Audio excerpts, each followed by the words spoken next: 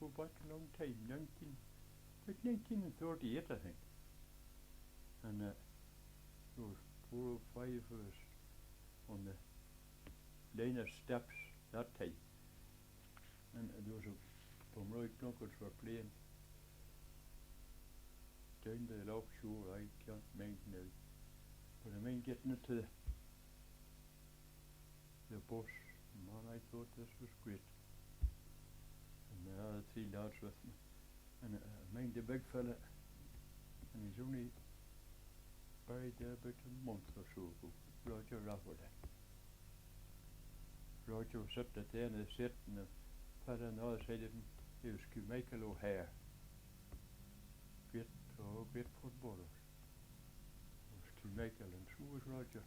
But anyway, Roger, we were sitting just on the wee thing on our back side along the no room for us in the seats. And he turned round and he handed us four sweets, and I'll never forget there was writing on them, on these sweets. And I later found out that they were what they called love lozenges.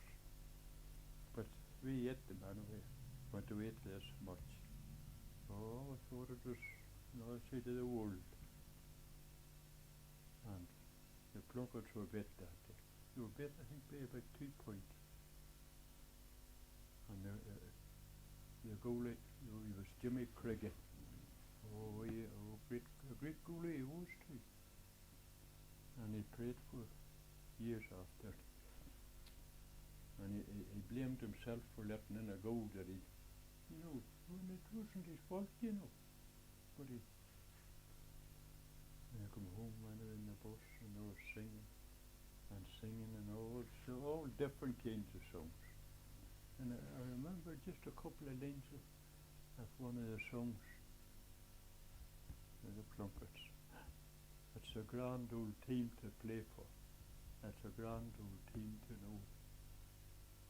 Whether we win or lose or draw, down the hair we care, for I only know the Pomroy Plunkets will be there.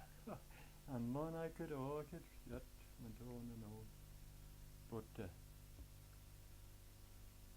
next match then, it was down in McGuffsfield, and going down the town at the bottom of the street, there was Corrigan's, near McCorrigan's, and Jimmy and his 2 sons were going to, they were about maybe a dozen or more, all down to McGuffsfield.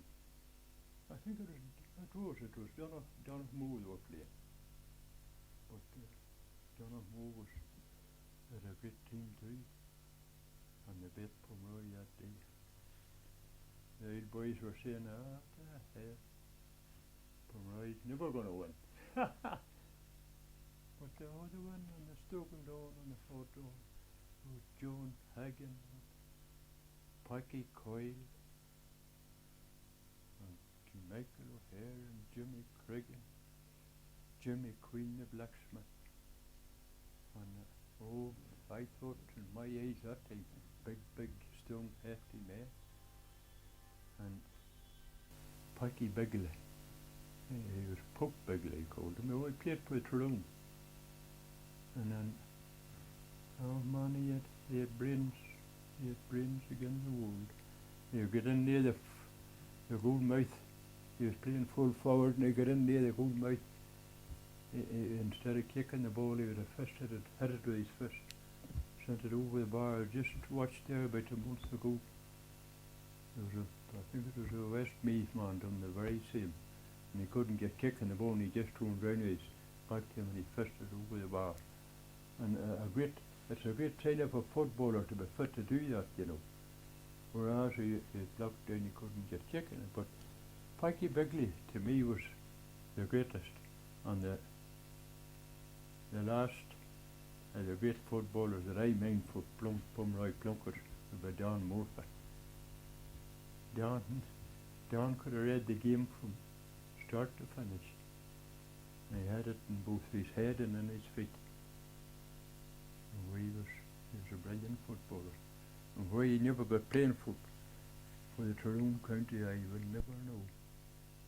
But then again, I suppose the powers that be knew better than I did. And there's some great days and some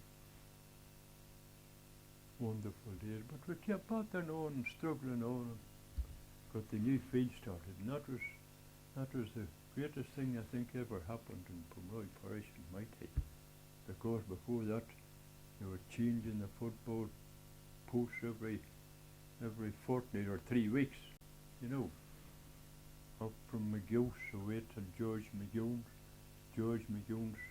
to Joe Barn Donaghy's, from that away out to Curras and Lime Hill, and from that then again up to Johnny McAnally's. And Father Hughes was here as a curate, and I decided it was time for them to own a wee bit of ground of their own. And he approached Barney Hart, who owned a lot of land that time round Pomeroy, and a woman, Mary McAnally, to see what they sell a wee bit of land for. And they did. Whatever way he had a walking or talking, he could have talked, I don't know, a hen leg of a dog, but he got the feel on it, and we started on it. I remember Charlie Rafferty and I and Sean Kilpatrick and Neil Donnelly, Cheery Rafferty. Cheery was the general architect of the whole field. The Raffertys, of course, the Pluckett's been where they are today, although very few would appreciate it or admit it, but they definitely were. And mentioned there before about Roger. Roger was a great footballer, always played on the half-back line. He has been a good bits of paper go flying about. No wings, no tube, no nothing. I don't know. But and even the football and the rules of the game are even changed. No, indeed. I made after I started. Like if the ball went to the sideline there, sideline kick, as they call it now, it had to be through in with a hand. And if it was near the opposition goals, Big Roger Rafferty they called him Big Roger, for he was sent for and he threw it in with a leg. He was half-taunted. Well, as through as heaven, he could have threw it into the mouth, just the gold mouth. Seen him doing it time and again. And someone would say, don't throw it over the bar now, Roger, don't throw it. But again, another change in football. Kick, sideline kick now. I don't know. Well, I don't mind it, but I mind Jimmy Queen, the blacksmith, telling me about it. And it was an old fella here, he was Mick McLaughlin. And you get on to Mick about football, Mick would always refer to the day we went to Moulinahoe. And Mick was a goalie. And Pomeroy was beating him head over fist.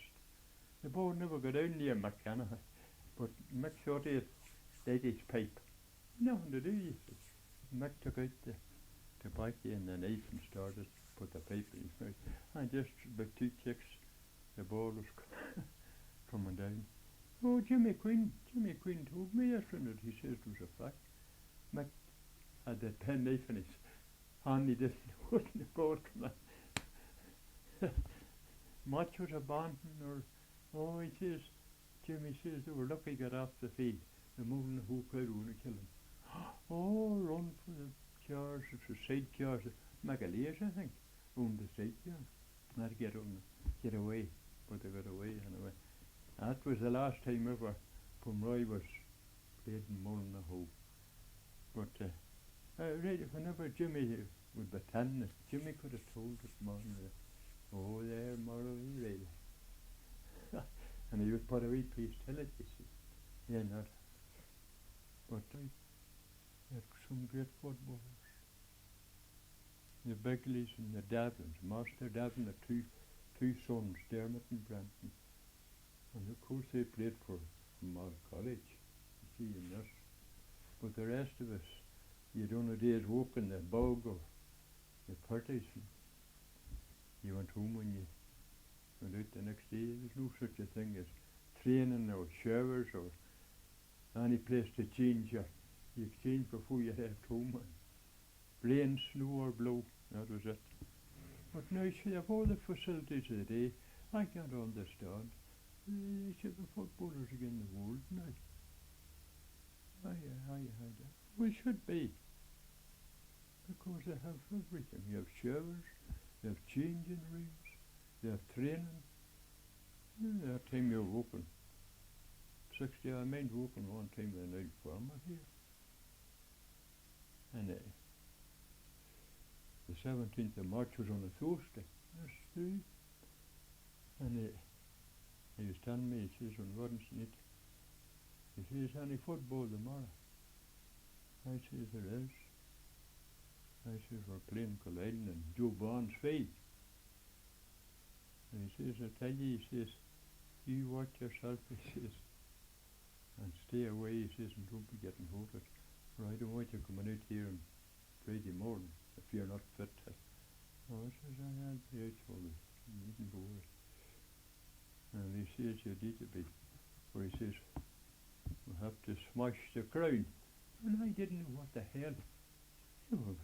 I smashing the crown, what the hell did I know about? And you know what it was? It was a big whinstone. You'd have got them in a lot of the fields that day. And dug a big hole till you got down near the bottom of it, and there's a couple of load of coke threw in and winds and a fire lit. And it started and it boned the stone, and then whenever it was well boned, that you threw water in it, and that split it and opened it. 2 days him and I spent the next day Friday and the next day Saturday wheeling it and throwing it away. And he's, do you know, if I had got 100 pound, there wouldn't have been more place. For he says, that'll leave me now, he says, I can plough the field from one end to the other without breaking any sops of the plough. And that was the training you got that time in the football, for the football. But I mind having a great tussle with Johnny Hammond. He's a chemist now. He played that time for Balagola. And I think he may have been playing for Armagh College. He was going through college, and he came home. We were home in holidays, and they were playing Pomeroy. And Pomeroy, the field was just might have been open about a year or two. And I mean, Johnny is playing on the forward. I was playing half, left half, and I had a mark Johnny. Oh, now I had the devils hanging with him the whole day, but he didn't score too many, nor I didn't score too many. And money you talk about it from that day to this. But you'd say you're a hard nut. I see not any harder in yourself, Johnny. But things like that, man, dear, and we left the best of friends, and even after it. And then he come to live in Pomeroy, which he thought that time he never would have done. But football was out of his head. Never. He would have went to a match or so, but that. As he says himself, all changed, all changed. Oh, God save us. You'll be for maybe a week before the old iron.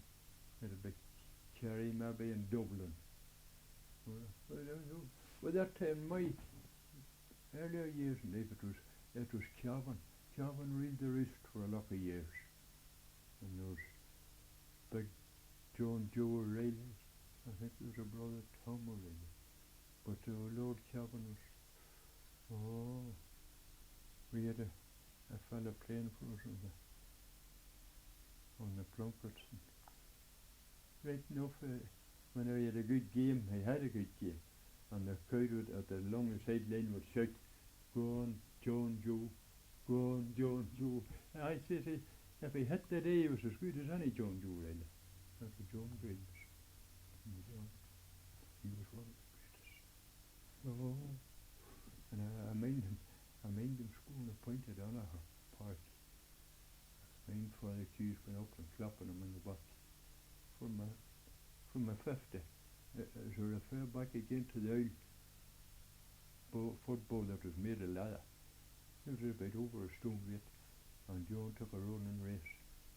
It was about the second. For the keys went the whole rope and clapped him in the back. He says, congratulations, John. He says, you've won the match for it. And I think we bet the Fiona that day. And mind you, they won't easily bet on Onaha. But I bet them that day. And there was great rejoicing coming home in the bus, man. It was like winning the whole island. From my home, he won the day. Oh, we won. Oh, great.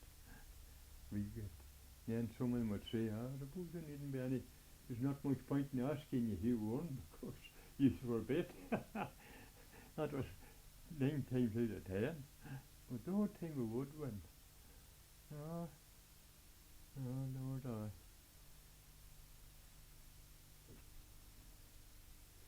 But my happiest memories would have been not with the senior team, with the minor team. We had a minor team here one time, and we had two fellas playing from Garrickmore. And one of them was an apprentice to a blacksmith, and to Jimmy Green the blacksmith. He was Kevin McGook. And the other fella that played, he had two uncles in Pomeroy. Name of Conway, Jim Conway and Joe. And he was called Jack Cattle. And he always played in the middle of the field.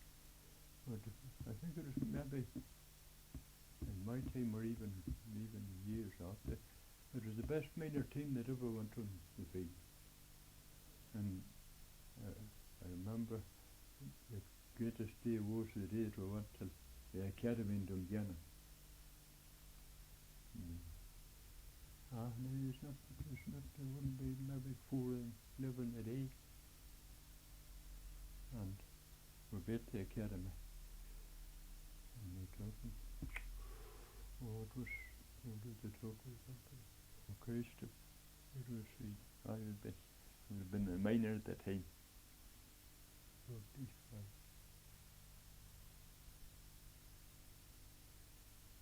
I would say it was only about 42 or 43. As far as I was just a minor. And like John Grimes was minor, Charlie McKenna. Oh, I could nearly mention the whole team. But these two fellas, they were Carrickmore. And I don't know why they got playing for Pomeroy, but they did. And they would rather have played for Pomeroy. But this Kevin McGook, oh, he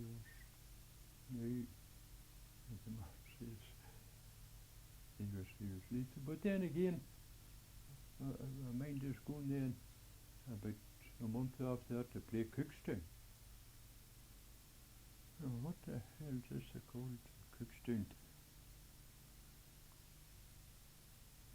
This isn't a tired again, mind. But anyway,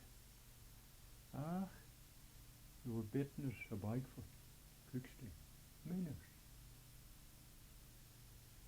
And I think it was 18 nothing they were betting. And the ball come up the field. I was on the forwards. And Jacobs had got the ball and headed for the goals. And I seen nothing, only the goal. And oh man, I was from heading. And just lifted my foot at the ball, a kick, and 2 feet were tucked from around them. And I fell on the ball. But we got a penalty for it. The fella come up from bikes and took the penalty kick. Nobody only a goal. But he always went over the bar. And I went on down the field, and my stomach was full. But I was talking to this lad, and I got tapped on the shoulder, and it was this way. He says, if you want to know who done it, he says it was me. Oh, I says, no, I says, that's all right. But I says, Danny, Kapten Kroon zo'n dag. En ze zei, ik ze goed in de Kroon en allemaal. Nou, ik zie ze Kroon en hij says all right. And then about a fortnight after, I says, we met them at George McGuinn's Street, return match. And I says, I think he might have seen the first 5 minutes of it.